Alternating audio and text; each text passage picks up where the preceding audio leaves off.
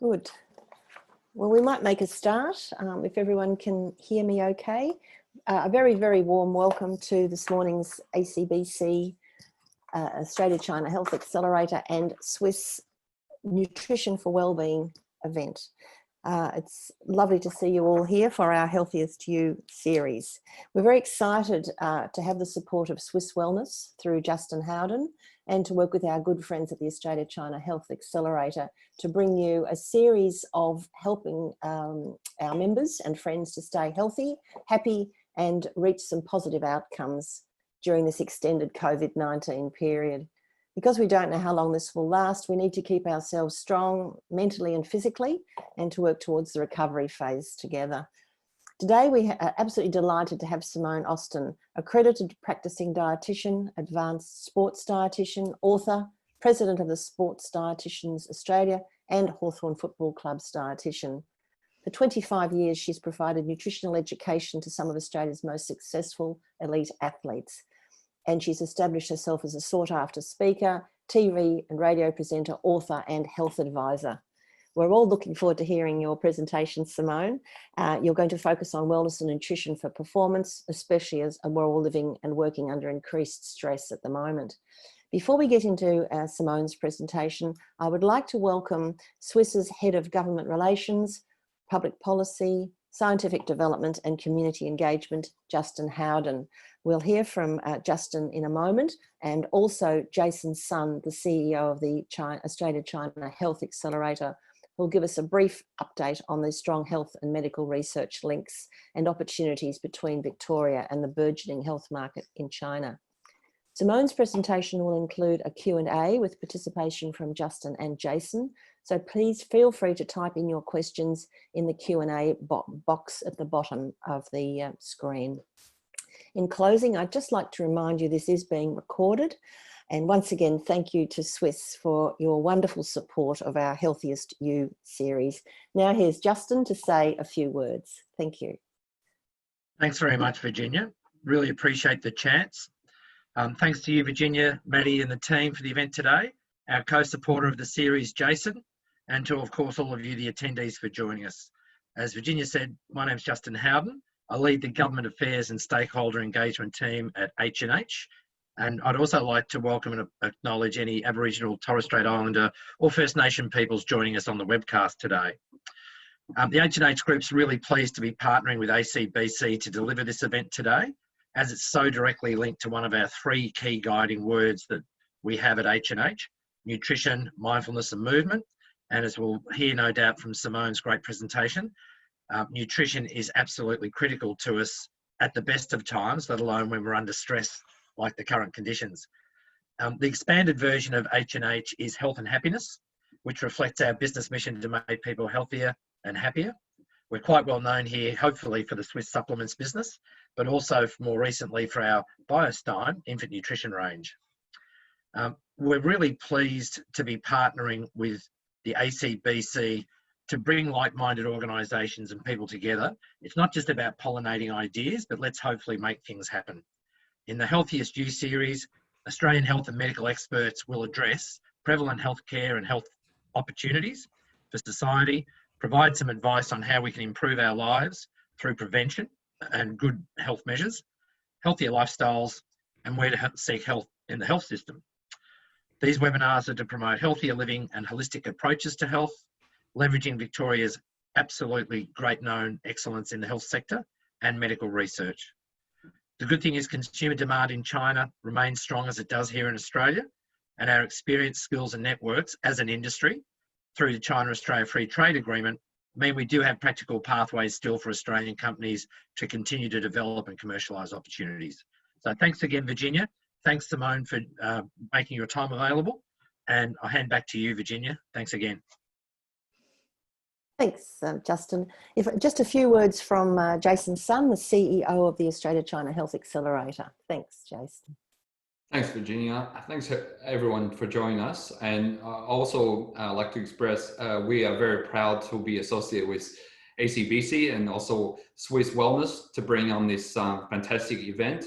And ACHA, or Australian China Health Accelerator, is a non-for-profit organization. What we do is we're facilitating meaningful exchange and collaboration in the healthcare sector between Australia and China. Now, there are two areas where we have first of all, I'd like to say we have an independent board with distinguished medical professionals as well as professionals who are very active in the Australian-China business space as part of the board. We're active in two areas. One of the areas is about health system development through education, mutual exchange, and providing training opportunities to strengthen health system in both China and Australia. Secondly, we're active in the area of healthcare technology commercialization. We all know Australia is a very innovative country, but however, we are like the market size and VC funding and to commercialize a lot of this technology. And traditionally, these technologies are taken to the US to commercialize. What we're offering is an alternative, and potentially through the collaboration, the technology can be commercialized in Australia as well as in Asia. So again, we're very pleased to have this session and great to have Simone join us. Health is obviously very important in the normal times. Chinese have the saying is that health is one, everything else is zero. So without health, you have nothing else. So nutrition, obviously a very important topic. Not only good nutrition can help you to improve physical health, but also mental health, which is also important in this period of difficulties. With that, I'd like to hand over back to Virginia. Thank you. Good. Thanks, Jason. That's terrific. And without further ado, I warmly welcome Simone, and we're very interested to hear what you have to say. Thank you, Simone. Thank you, Virginia. Thank you, Jason. Thanks, Justin. I am delighted to be here to share with you some practical nutrition information. And I hope that I'm going to ensure that when we think about nutrition, that we think about how it's enjoyable and not necessarily how the media, and we often perceive nutrition as being what we can't have. I really want you to think about what we can have to improve our nutrition so that it's an enjoyable part of your health journey. So now I'm going to share my screen. So sorry, Virginia, I'm just going to move you. And I'm assuming you can all see my screen now. Yep. We just need it to go to the next slide. Okay. So when we think about food, because when we think about nutrition, we really should be thinking about food because that's what we eat. So as a dietitian, I'm always really careful to make sure that my nutrition information is translated back to food. And as Virginia said, I've been a dietitian for 25 years. And in that whole time, I've worked with elite sportsmen and at the Australian cricket team, Hawthorn Football Club, Melbourne Storm. So often big gentlemen, rugby league, rugby union. And they use nutrition to improve their performance. So I believe that we can also use nutrition for our own health and our life performance. And that's what we're going to look at today. How do we use the tool of nutrition to perform at our best? Because if athletes can, we can. So the first thing I want you to think about, and I want you to try and use the chat box for me if you can. I hope I can still see it when I'm sharing my screen, is I want you to just type in, could be a word or a couple of words, just to make sure you are engaged, what you ate for breakfast today, or if you didn't have breakfast, you might have had an early lunch or morning tea. But why did you eat what you ate? Was it because it was there in the cupboard? Someone made it for you? It's a healthy choice. What are some reasons you ate what you did for breakfast or another meal that you've already had today? I'm going to see if I should be able to see the chat box here. Yeah. Okay. So we've got a banana, but why did you eat it? Someone did intermittent fasting. Someone had their oats, but the people who had your banana, easy, quick. Yep. Great. Usually for fiber, someone was a triathlete. So yeah, they're definitely listed for nutrition. Convenient. Okay, so that's really good points. People, lots of you though have, if I ask this to an audience when I'm live, not that many of them will tell me it's because it was for nutritional reasons. So you guys get a big tick because a lot more of you percentage-wise put because it had fiber or it was going to be healthy or had some nutrition reason. But most people choose their food based on just what is available. For kids, it's often what mum or dad has provided. For some people, it's whoever else has cooked in the household. But also it's what you like to eat or what you're culturally used to eating. And all of these things around nutrition are equally as important. But for lots of people, nutrition and a choice of reason for their food does need to come a bit higher, because often all these other things in this noisy space of food, nutrition doesn't always come up. So we want nutrition to hit the charts a bit higher on why people choose their food. And if I'm just going to the next, why this isn't going to the next slide for me. Here we are. One of the biggest topics at the moment talked about in nutrition is gut health. I'm sure you would have all heard about gut health in some shape or form. Now, it's not really new. If you think about it, people have said sayings like, oh, that gut feeling, or when I get nervous, I can feel those butterflies in my stomach. We know that our gut is linked to our brain, because when we get nervous, we feel it in our gut. We don't really feel it in our brain. We often will get loose bowels, or you might get constipated if you travel, or there's lots of things that our gut responds to based on how we're feeling. Why is this? Generally, it's to do with those gut microbes in there. How many kilos do you think, and if you know the answer to this, you can put it in the chat box, how many kilos of bacteria do you think are in your gut? Kilos. Let's have a look what people are saying. Oops, sorry, I've got to open my chat box. 1.5, 5 would be a lot. 1.5, lots, 2, yeah. So well done. So it is about 2 kilos of bacteria. Now that's a lot of little microbes, viruses, parasites, all those things that are in you. And you need to feed them. If any of you like gardening, if you think about your garden, you put mulch and you put fertilizer and you feed your garden for your plants to grow well. Well, I want you to think about your gut bacteria like your garden, and you have to feed it. If you feed it poor quality food, so if you feed it lots of takeaway, sugary foods, alcohol, it's not going to thrive. But if you feed it some of these things, and you might have heard of prebiotic fiber before, it's the latest sort of buzzword around gut health. We've moved a bit from probiotics to talking a lot about prebiotics now. It's the fiber that's found in some of the plant foods. And I've got pictures of those here. So onions and lentils, you can see down in the right-hand corner. When we eat these foods, or cabbage, the fermented cabbage, what often happens? There's often a lot of gas, okay? Now, there's nothing wrong with gas, apart from that your partner might not like it or the other people that are in the room with you. But flatulence is actually good, and it's part of fermenting these prebiotic fibers. And your gut bacteria ferment them and produce short-chain fatty acids.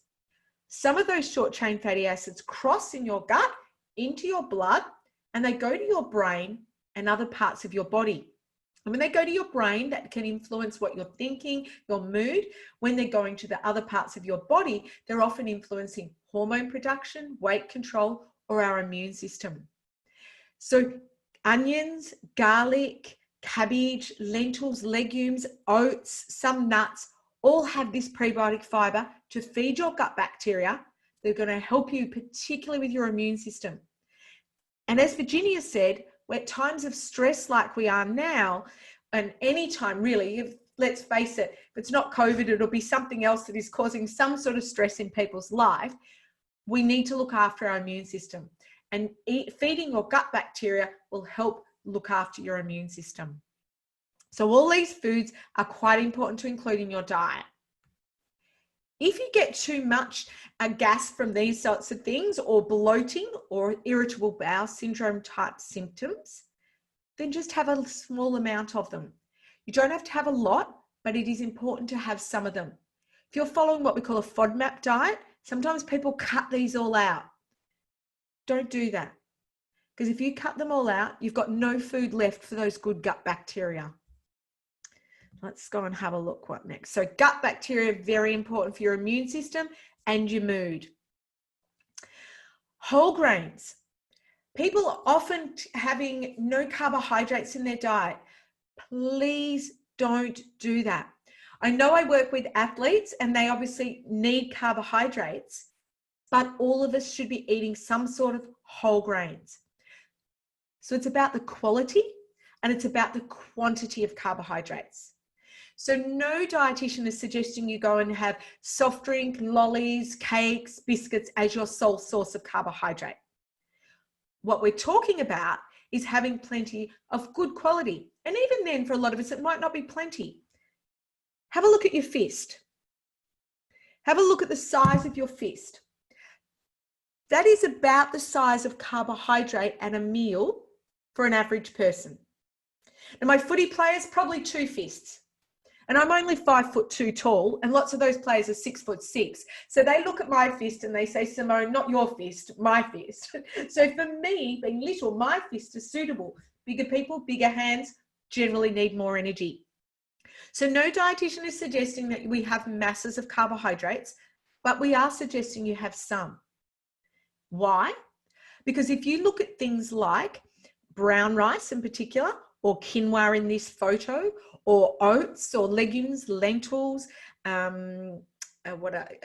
teff, bread like wheat by using whole grain. Those grains, if you go back to talking about feeding your gut bacteria, are really important for your gut health. Now, colon cancer is one of the biggest killers in Australia, in Western society, and it is also increasing in other countries where they haven't traditionally had much, where they're changing to a Western diet. So we really need to make sure that we eat whole grains to feed the gut bacteria, to produce those short chain fatty acids that then look after the gut mucosal lining in your gut to prevent it from damage, and damage can then increase your risk of colon cancers. So number one reason you need it to feed your gut bacteria to protect from colon cancer. But as I mentioned before, you also need it to feed your gut bacteria to look after your immune system and for those good gut bacteria to thrive. Other points about the carbohydrate is it is our brain's preferred energy source. So some people could have a low carbohydrate diet, and that's okay, but it is important for concentration to have some carbohydrate. Slow release, small amounts in whole grains. The other things, zinc, iron, very important for your immune system, and very important iron for carrying oxygen around your body, but particularly for zinc, selenium, and B group vitamins, all involved in whole grains. And if we're stressed, our body uses a lot more B group vitamins, so we need more of them, and whole grains are the place to get them. Plus they taste great. I love my pasta, my rice, my homemade breads, cereal in the mornings. So there's no reason to cut them out. You just might need to cut them down if you have too many. Look at these beautiful colors in our pumpkin here. And if you can see my Zoom background, all the different colors in fruits and vegetables. It might sound like kindergarten, but seriously, eat a rainbow. You don't have to remember which fruits or vegetables have which vitamins or minerals. All you need to remember is that different vitamins and particularly antioxidants give different colors. So if I'm eating more yellow and red based vegetables or fruits, I'm getting more vitamin A. If I'm eating more green based ones, cabbage, broccoli, spinach, apples, there's a lot more vitamin C and folate. So you don't necessarily need to remember that, but you just need to know, have I got some red? Have I got some green? Maybe some white like mushrooms or potato, again, good for folate, vitamin D a little bit in mushrooms. You just need to know, let's have a great variety. You don't have to remember necessarily which ones. How many serves of veg do you think you should have a day? Can someone tell me? Let's have a look in the chat box. How many serves? A serve being a cup of salad or half a cup of cooked veggies. 5, yeah, beautiful. Oh, 8 would be a lot. 7, if you get that, that'd be fantastic. But 5, yeah, definitely. Most of us don't eat 5 serves of veggies a day, though. It's pretty hard to get 5 serves in. So what it means you need to do is you need to have some at lunchtime, and you probably need to have some as snacks. So rather than thinking that snacks are biscuits, cakes, grabbing that chocolate, muffin with your coffee from the cafe, why not make it a mini meal? So when I'm working my athletes, I'll often say, let's have a lunch at 11 o'clock when you're hungry, and let's have another lunch at 2 o'clock when you're hungry, rather than a snack at 10, a bit of lunch at lunchtime, and another snack in the afternoon. Have 2 decent sized lunches. And one of those, to get the veggies in, can be a big bowl of hearty soup. So it might be a vegetable based soup, might have a little bit of meat in it. It could be some leftover veggies from the night before. I'll often cook up a roast and cook up heaps of extra veggies with an extra bowl of that. Have some of that, put a little bit of hummus or tzatziki or something on top. Could be I cooked some stir fry, have a little bowl extra to have in the afternoon. So trying to think of lots of ways to get your colors in and to get more veggies in, because that's what we need for our immune system and to generally to prevention of disease. And herbs and spices and everything nice. Herbs and spices are not just to flavor our food. They're really important to do that, but they give heaps of antioxidants. You might think, oh, what's that pinch of coriander or pinch of turmeric or whatever going to do? That's not going to make any nutritional difference. But over time it will, because if you think about getting lots of vitamins, herbs and spices in at different times, it could be turmeric in some porridge in the morning. It might be coriander on your stir fry. It might be flavoring your soup with some extra fresh parsley. Turmeric, for instance, is particularly good as reducing inflammation. So you can put it in lots of different things.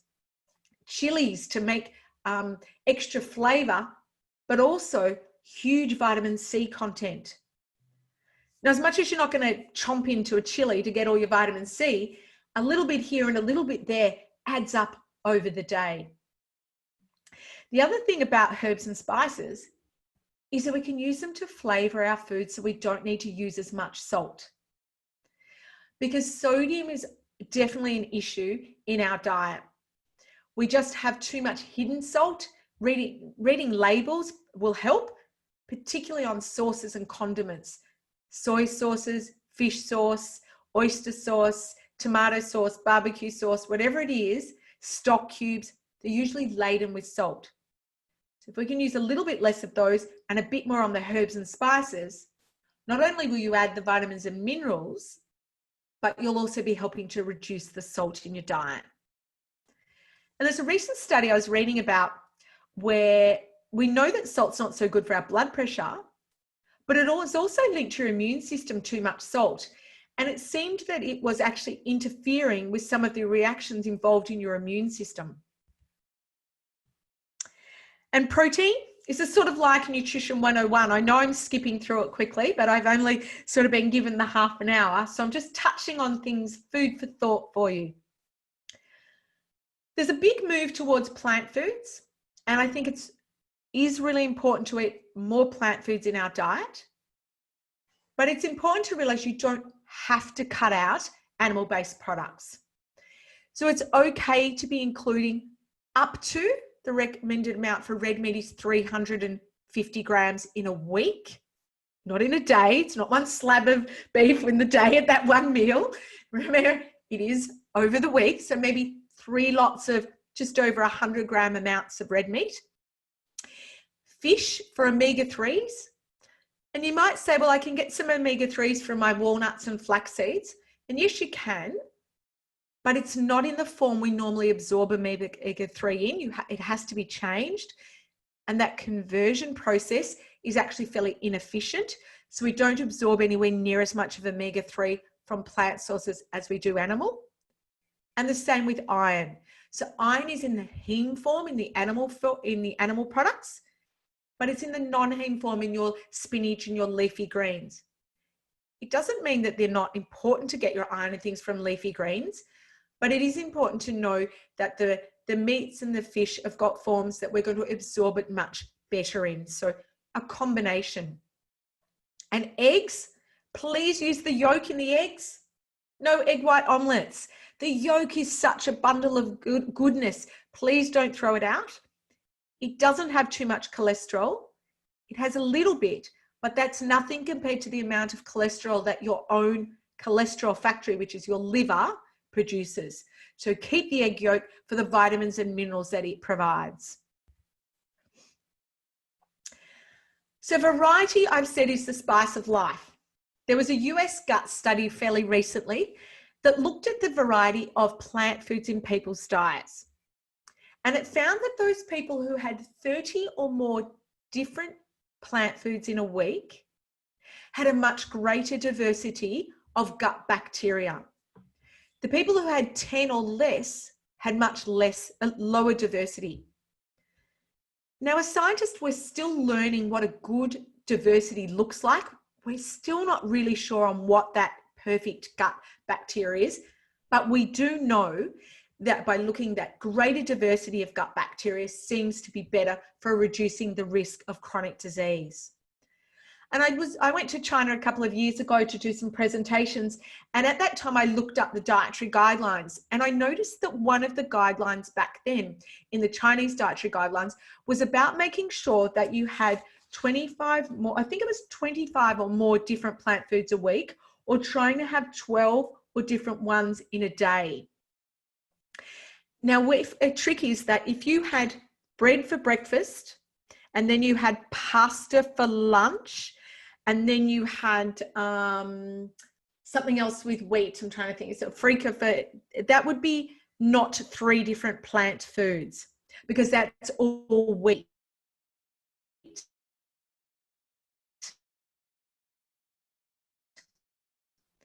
But if you had quinoa rice, then that would be different plant foods. And I would say a server for plant food would be about half a cup. So 1 mushroom and, a leaf, 1 spinach leaf, we're probably not going to count that. You do need to get a decent dose. But I challenge you all over today to write down all the different plant foods that you've had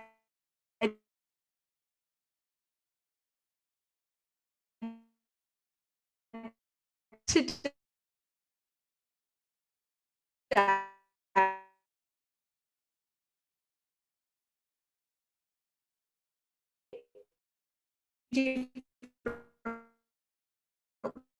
Ones that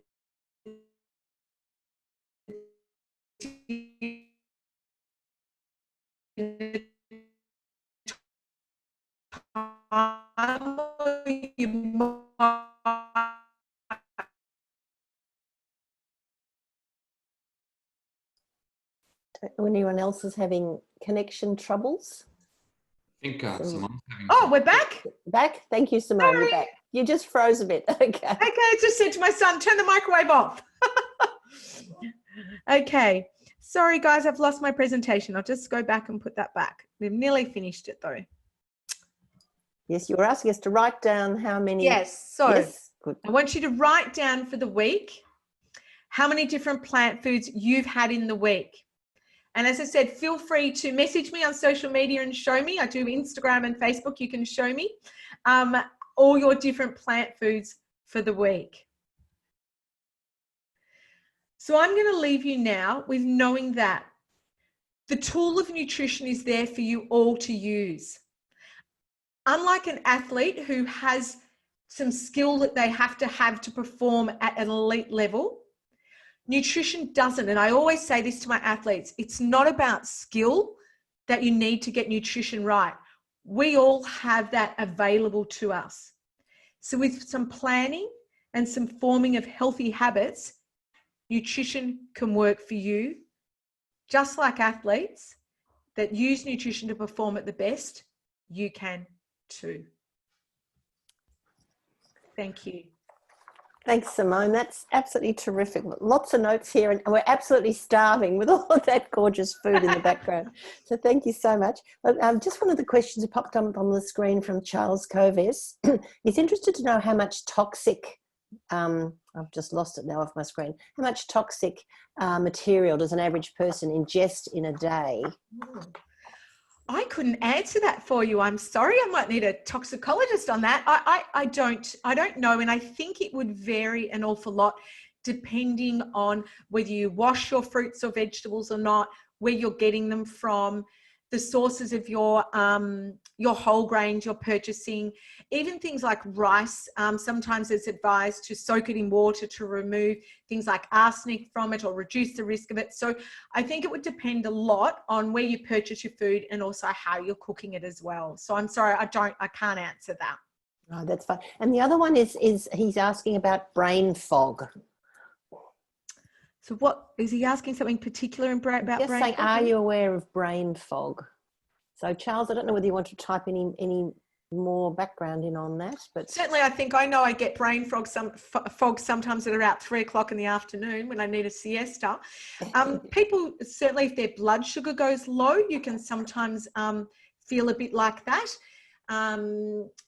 If you're haven't had enough fuel, you certainly can be feeling like that as well. So it's very important to be feeding yourself over the day. But I'm not sure if that's what he's talking about or not. But if he wants to add a little bit more in there, he can. Right. Now, I've just got Kate Ritchie has asked, if you grow your own vegetables, would you suggest doing a soil test before you grow veggies? Only if you're in a high-risk area, which most of Australia isn't. If you had fear that people were dumping things in your soil or something like that, maybe. But otherwise, what I recommend is that you always wash, particularly your root vegetables. It doesn't matter if you've grown them at home or not, they're organic or not, you should still be washing them, because there's things called listeriosis, which is a natural bug that is a bacteria that's found in soil. And it's not contaminated soil, it's just there. And that's particularly dangerous for pregnant women. So it doesn't matter if it's organic or not, you should always be washing your fruits and vegetables. But unless you've got some particular concern about it, you probably don't need to do a soil test. Now, just another question here. Any recommendations if you are moving on to a plant-based diet? So what's the most important nutritional product to replace from the animal products? Very good question, because what often people do is they have their meat and 3 veg and they just simply remove the meat, or they make their casserole or soup or stir fry and simply take out the meat without putting anything in. You need to think about what have you removed. Generally what you've removed is iron and protein and often zinc. So the ways you can introduce those is, easy ways are probably lentils and legumes for both protein and iron and zinc. But also if you're going to still have things like seeds and nuts can be included as well, depending on whether you're going to still have dairy or not. Dairy would be an easy way to get some protein in and some calcium. But if you're not doing dairy at all, then soy, and probably looking for a soy milk that has added calcium into it or fortified calcium in it, and a big variety. So it's important that you vary your legumes and lentils, your nuts, your seeds, you vary them because they're going to have different vitamins and minerals.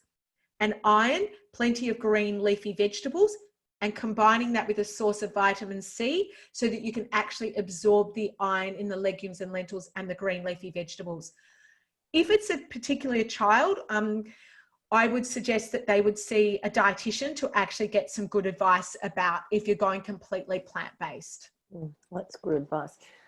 Jason and Justin, I just wondered if you had any questions you would like to ask. We've got a few more from the guests, but I just wondered if you had an opportunity to ask.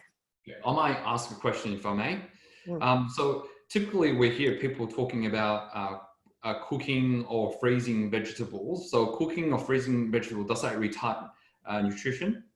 I'm really glad you asked that, Jason, because normally I would talk about it and I didn't. So no, it's fine to have frozen vegetables because frozen vegetables are snap frozen.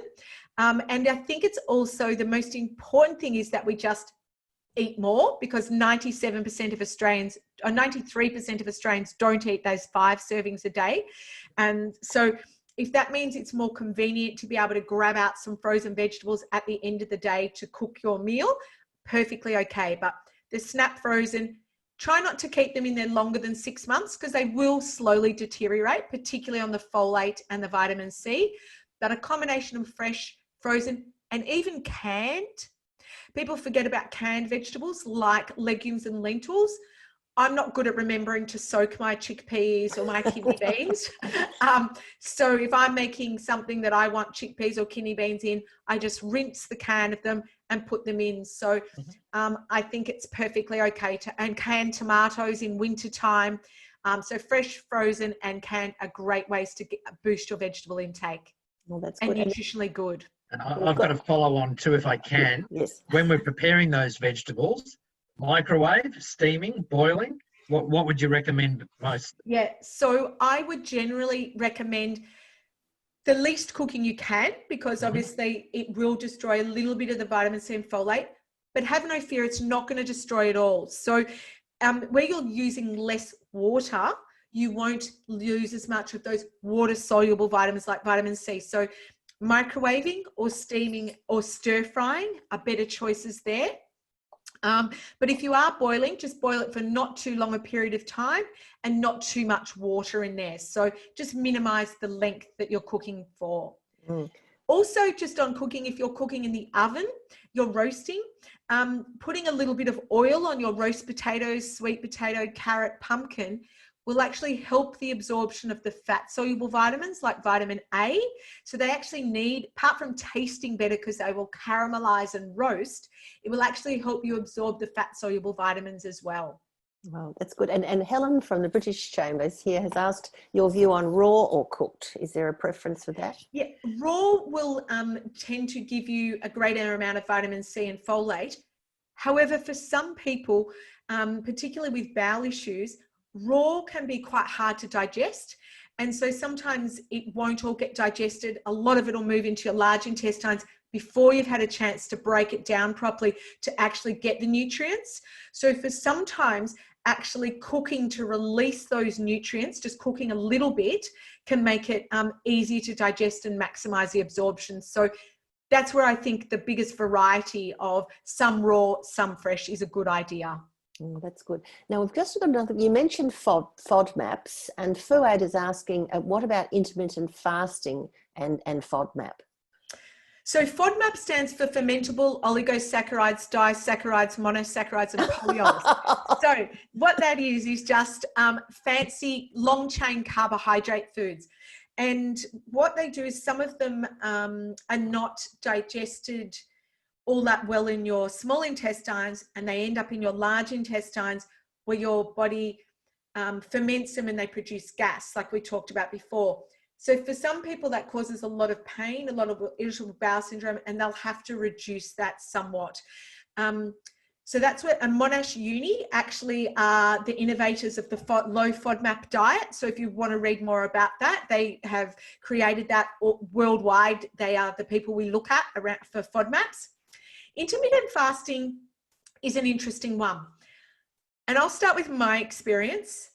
If I get hungry, I get hangry. So if I went out without breakfast, I wouldn't be a nice person to be around. So nutrition is never black and white, and it is individual. So for me, intermittent fasting is not on the cards because I love breakfast and it's my first thing in the morning I want. So for some people, it's not going to work if that's when you need your fuel. Some of the studies have shown improvements in blood cholesterol, blood sugar levels. I ask myself though, is that because we've not eaten for a period of time? Or is that because we've cut out foods such as white bread with jam and butter on toast for breakfast, or a poor quality breakfast cereal, or biscuits at morning tea time? So is it what you've cut out, or is it because you've had that fasting period? And so it's quite difficult in research to show those differences. I think though a period of fasting is good for your gut. So finishing eating at 7 or 8 o'clock at night and maybe not eating till 7 o'clock in the morning, in terms of your gut having rest and being able to clean itself out, it has a process a bit like a street cleaner. And when you've been fasting for long enough, it basically cleans out like a street cleaner. You do need to give it some fasting time. But I don't know that you necessarily have to fast until 12 noon. That's very individual on that. Yeah. Well, that's good. Justin, did you want to ask your question? Oh, you're on mute. Yes, the old trick, remember to unmute. Very, very old question, but whether they're cooked or they're raw, fruit and veggies, should we leave the skin on or is the skin coming off? I think as much as you can leave the skin on. And I've even recently been leaving the skin on my roast carrots and sweet potato if it looks pretty good. I scrub it. You know the little green sort of scour across you can get that you clean. I actually have one of those that if my potatoes or my sweet potatoes are looking particularly dirty, I use one of those to just give them a scrub to remove the dirt. And then I will roast them generally with the skin on, because there's lots of good fiber in the skin. And things like apples, most of the pectin is found in the skin. And the pectin we're learning actually works as a prebiotic fiber and can be fermented by your gut bacteria as well. So as much as you can leave it on, even kiwi fruit, just rub off that fur a bit and chomp it into it like you would an apple. Great, thank you. And that's actually Kate's asking here in relation to washing the veggies, hot water. Would you wash them in hot water? I don't think you need to, no, because if anything, bacteria probably like that warm environment. So I think you're not going to kill them by putting the hot water on them. So it's fine to be using warm water, unless you think the hot water is removing the dirt better. Otherwise, just give them a bit of a scrub and cook them that way. Oh, that's good. Now, we've also got a quick question on the keto diet. Do you think that is a healthy approach? Personally, I think you have to be very careful with it. I've had numerous clients see me in private practice who are very fit, young people come in at around the age of 35, followed the keto diet for 6 months or so and have come in with high cholesterol levels. Because for those of you who don't know, the keto diet tends to be a high fat diet, a very low carbohydrate diet. It traditionally was invented, for another better word, for medical reasons for people who suffer from epilepsy. And that's where I think generally it should be left to. Some people say they're following a keto diet, and when I question them, they're not. A keto diet is less than 50 grams of carbohydrate a day, which means you're restricting yourself on a lot of fruit, which have a lot of important vitamins, minerals, and antioxidants, and a lot of vegetables, legumes, lentils, whole grains. As soon as you start removing food groups from your diet, you start restricting a whole lot of vitamins and minerals and things like feeding your gut bacteria. I don't mind reducing carbohydrate, but I don't think it should be to the point that it's a keto diet. I don't think it's a good long-term thing to do. Now, Justin's got a fantastic question here. Justin, I'll hand over to you. That's a great one. Thanks very much.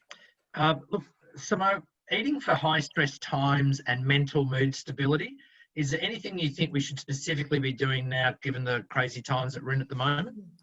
I think if we go back to when I was talking about the gut health, that's probably your best thing you can do, is to eat the greatest variety of those fruits and vegetables, particularly the ones with the fiber on them, the prebiotic fibers, including even apples and pears, cherries, mangoes, those sorts of fruits. Because if you can't feed your gut bacteria basically control your immune system, your hormone system, your brain, really. So if you can get your gut as good as you can by food and reducing the alcohol, which is going to have a negative effect on the gut. And we know that lots of people are drinking a lot more and more regularly when they're at home now. You know, people are straight from work having an extra glass of wine, so being careful of that, and those extra sugary foods or Uber Eats and things. So minimizing those, upping the rest.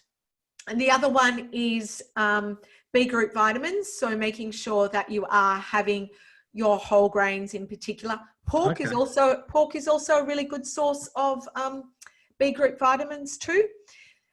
And of course, things like your exercise and, you know, your mindfulness and all that comes into it at the same time. But the plant foods and legumes and lentils, because in Australia, we don't eat many legumes and lentils, and they're particularly a good source of prebiotic fibre. And I guess too, what you're saying here is, I mean, they're saying don't fatten the curve, flatten the curve. I don't know about you, but, you know, the kilos have gone on. The odd bit of chocolate started at Easter, gone downhill since then. Yeah. Same story. Keep the... And if you can try and think of your dinner plate or look at your plate, 2 fists of vegetables, 1 fist of carbohydrate, 1 fist of protein. Vegetables are about 80% water. So you're automatically calorie counting without having to calorie count by having plenty of vegetables. Just going to turn this light on. Oh, that's terrific. Good. So, you don't have to count calories. You just need to count vegetables. Okay. Jason, I think you might have had another question that you wanted to ask. Yes. A lot of people are concerned about costs. In particular, a lot of people will lose their position, or their partner lost their position. Does good nutrition or good eating has to come at a cost? No. So if you can try and eat in season, so, you know, don't buy, you know, vegetables and fruits and things that are out of season. Try and buy what's in season. That's going to be much more economical. The other thing that I find is a good trick is, you talked about freezing before. When you have things like, I know I got pumpkin the other day, a whole pumpkin, it cost me a couple of dollars. I wasn't going to use it all at once. So I actually chopped it all up into its pieces, but froze half of it. So then when I need to get it out, it's not rotting at the bottom of my crisper. It's in the freezer and I can get it out next time. So when things are at a good price, buy them, cook them up, pop them in the freezer, but make things like big pots of soup and legumes and lentils. You can't get any cheaper than those. You know, a bag of chickpeas is probably less than $2. Using those instead of some meat sometimes. You don't, and remember, I said meat only needs to be about the palm of your hand or 125 grams. So by swapping some of the meat and fish for more vegetables, legumes and lentils, that's going to make it a lot more economical as well. And even by cooking up a big batch of something, freezing it so we're not wasting, because there's an awful lot of food waste in Australia. We throw out so much food. So stick to your shopping list so you're not just wasting. Plan some meals out so you're buying what you need rather than having no idea and it just gets, you know, not used. And sometimes sharing. So if you're growing something and you've got a whole lot of, I don't know, lemons, then drop them around at the door with your mask at somebody else's house. Or if you're growing a lot of broccoli or whatever it might be, trying to share extra produce as well. Pickling too.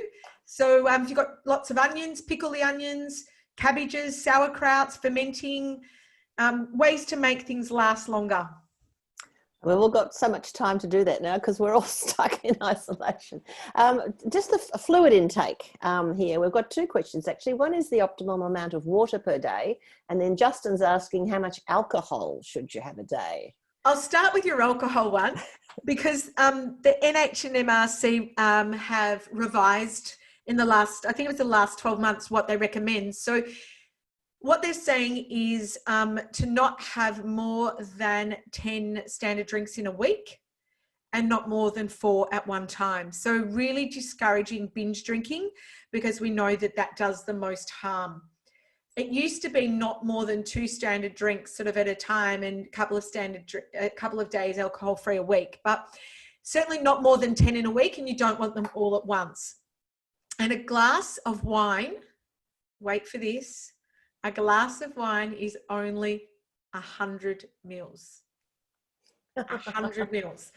I'm telling you, you pour it out. If any of you are pouring a glass of wine, it'll be more than 100 mils. That means for one bottle, you should be getting 6.5 glasses. Nearly 7 glasses. I doubt most people would get that. I think that was a stunned silence on the And a standard glass of beer is only 250 mils. So if you're counting your stubbies, That's 1.5 glass standard drinks. And for spirits, it's only 30 mils. So it's not very much. So the biggest key for alcohol is knowing how much you're drinking, really being honest with yourself about it, and asking yourself a little bit why you're drinking.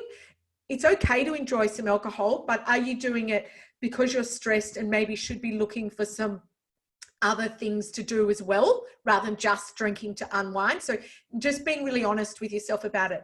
Someone has put in there, so that's why the wine glasses are so big. Yeah, so the wine just looks like this much at the bottom, not that much. And a restaurant will always pour you more. They'll pour you between 120 and 150. So the other one was the water. Water really tends to go a bit more on your body size per kilo body weight, really. So a bigger person will definitely need more, because you lose most of your water through evaporation through your skin. Even when you're not dripping with sweat, you are still continually losing water through your skin. Your skin isn't waterproof. Water is going out, water comes in. A way to check what you are having is to look at your urine. Your urine should be fairly clear and it shouldn't be too smelly.